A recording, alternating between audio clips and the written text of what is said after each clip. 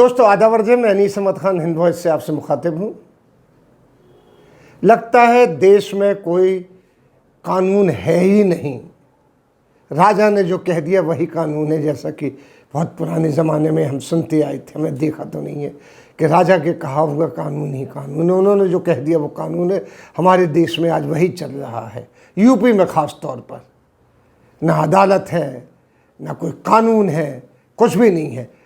ध्वस्त कर दो लोगों के मकान, गिरा दो उनके मकान।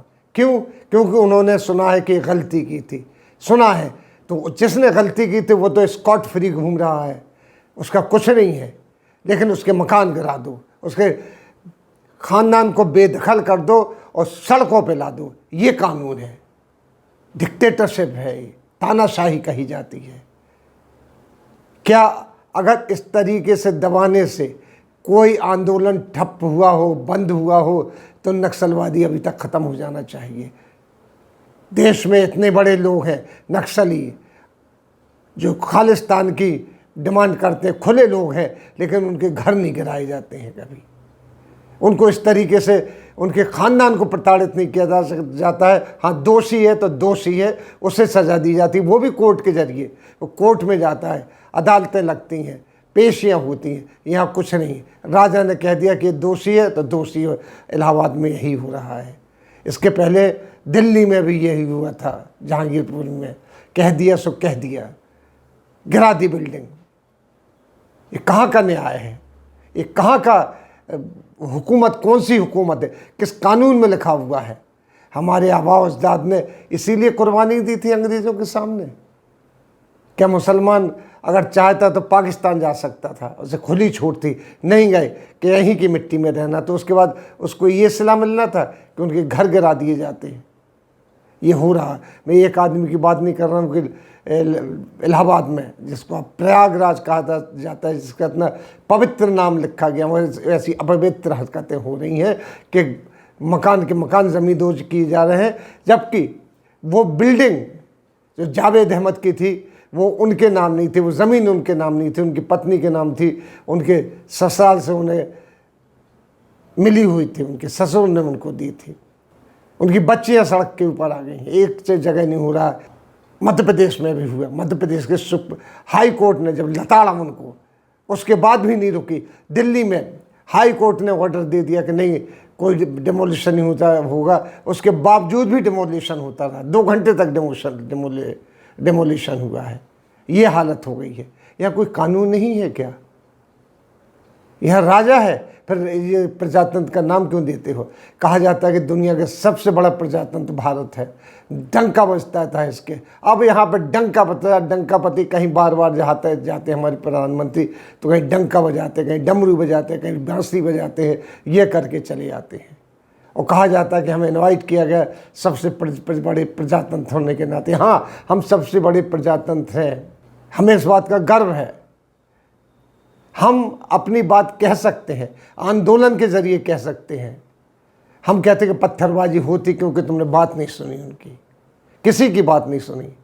जिन्होंने कोई बड़ी गलती की थी, 15 दिन बाद उनको क्या सज़ा दी जा रही है कि उनको पार्टी से निकाला जा रहा है। उसके बाद जो उनके खिलाफ बोल रहे हैं, जो उनके गलतियों के खिलाफ बोल रहे हैं, जो उन्होंने गलतियां की थी बड़ी बड़ी, उनको जेल में डाला जा रहा है।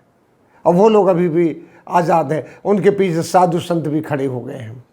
उनके पीछे भाजपा पार्लियामेंट के एमपीज खड़े हो गए हैं। एक नहीं, 2 3 हैं। प्रज्ञा सिंह की बात नहीं कर रहा हूँ, अब दिल्ली का एक एमपी भी खड़े हो गए कि हम इनका बचाव करेंगे। क्या एडमिनिस्ट्रेशन है? क्या आपने इसीलिए किया था कि इन लोगों को तैयार कर रखा था, भाजपा के एमपीज़ को, मेंबर ऑफ पार्लियामेंट को, कि जैसे ये होगा तो आपको उनके लिए खड़ा होना है? आप जो राज्यसभा के चुनाव होते उसमें जीत होता, डंका बजाते कि हम जीत गए, हमने उनको हराया। तो राज्यसभा में क्या हो, चुने हुए आते, चुने जो 1-1 100 करोड़ में बिकते हैं, वो वोट देते हैं उसको। उसकी कोई वैल्यू नहीं होती है आजकल। पार्टी बदल देते हैं, मिनट से पहले पार्टी बदल के दूसरी तरफ चले जाते हैं। अगर उनके कंधे पर रख के बंदूक या उनके कंधे पर रख के आप चढ़ गए हैं तो कोई बड़ी बात नहीं। सब जानते वो कितने बिके होंगे जो क्रॉस वोटिंग करके आए होंगे। ये है देश में। आपने इलाहाबाद में गिराए हैं घर, आपने मध्य प्रदेश में घर गिराए हैं, आपने दिल्ली में घर गिराए हैं, आपने कानपुर में घर गिराए हैं, जगह जगह घर गिरा रहे हैं, ज़मींदोज़ कर रहे हैं, उनको घर से बेघर कर रहे हैं। लेकिन वो रहेंगे तो भारत में कहाँ जाएंगे? सड़कों पर रहेंगे। तो उनके जो बच्चे होंगे तो क्या बनेंगे बताइए?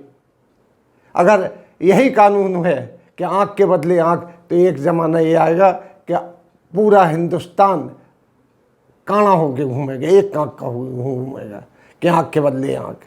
गांधी जी के सामने ये बात आई थी तो उन्होंने नहीं मानी।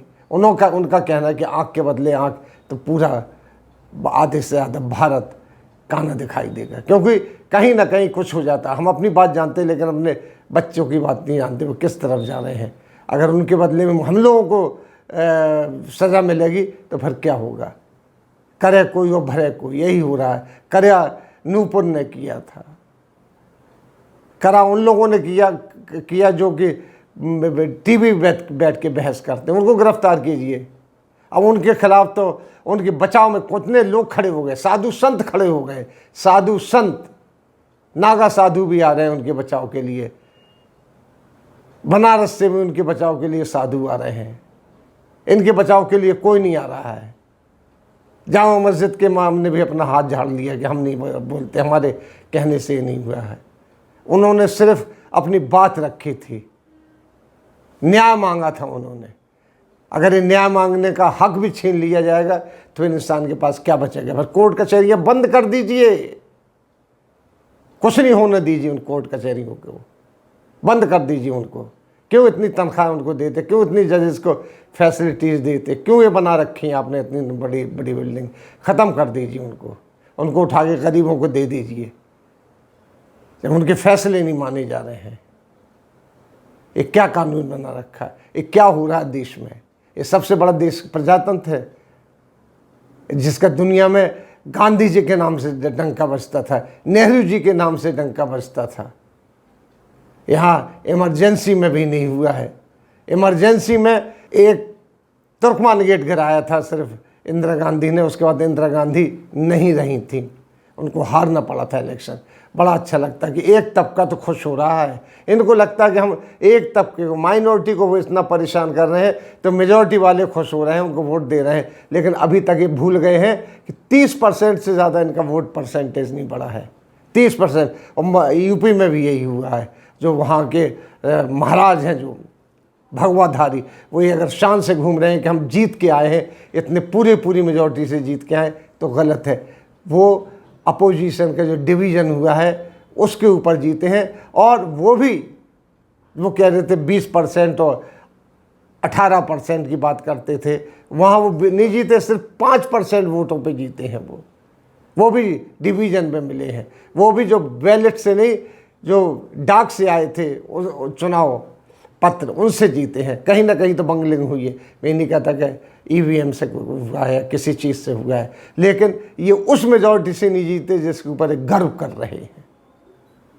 लेकिन हम ये बात कहते हैं कि जो हो रहा है गलत हो रहा है, क्योंकि इसका आउटकम भी गलत होगा। आप देखिए नक्सलवाड़ी आज तक ख़त्म नहीं हुआ, इससे आप देखिए कि खालिस्तान आज तक नहीं ख़त्म हुआ। ये दबाने का नतीजा है। भिंडर वाले को गोली मार दी गई, तमाम लोगों को गोलियां मार दी गई, खालिस्तान मूवमेंट बोलूँ तहस नहस कर दिया गया इंदिरा गांधी के ज़माने में। लेकिन क्या वो ख़त्म हुआ? और बढ़ के उभर के आया, पूरे देश में फैल गया, पूरी दुनिया में फैल गया। ऐसा नहीं होता है, ये कानून नहीं है, इस तरीके से देश नहीं चलता है, इस तरीके से डेमोक्रेसी नहीं चलती है। ज़रा सोचिए। इसी के साथ मैं लेता हूँ विदा, अगले अंक में फिर हाजिर होऊंगा, तब तक दीजिए मुझे इजाज़त।